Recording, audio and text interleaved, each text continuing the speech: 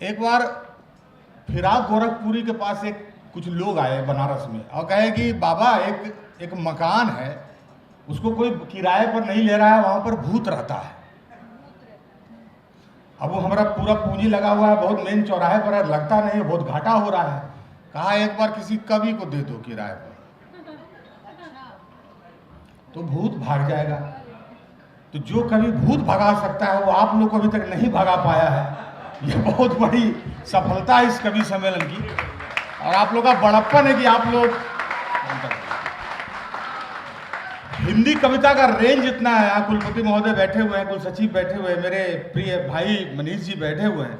हिंदी कविता का रेंज इतना है सर कि हम लोग IIT में भी सुनाते हैं और पशु मेला में भी सुनाते हैं।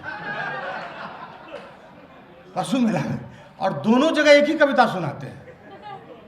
IIT में सुनाते हैं प्रोफेसर वाह बोलता है, सोनपुर के मेला में सुनाते हैं तो भैंस पूंछ हिलाती है।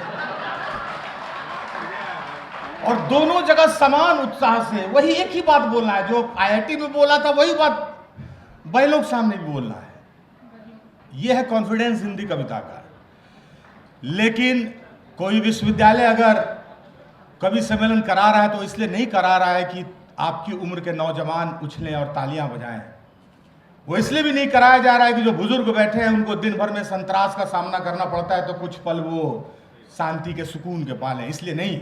बल्कि विश्वविद्यालयों में, संस्थानों में, शैक्षणिक संस्थानों में इसलिए भी कविताएं पढ़ानी चाहिए क्योंकि 20 साल के बाद हो सकता है कि जब हम आर्यभट्ट के बारे में बताएं युवाओं को, कहीं उसको महेश भट्ट के खानदान का ना समझे।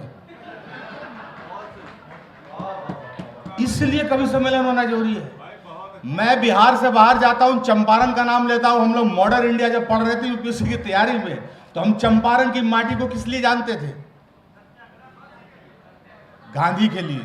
आज हिंदुस्तान के किसी शहर में चल जाइए, वो मीट की हांडी के लिए जाना जा रहा है। चंपारण का गांधी मीट की हांडी में ना बदल जाए, इसलिए कवि सम्मेलन जरूरी है। इसके लिए कवि सम्मेलन जरूरी है।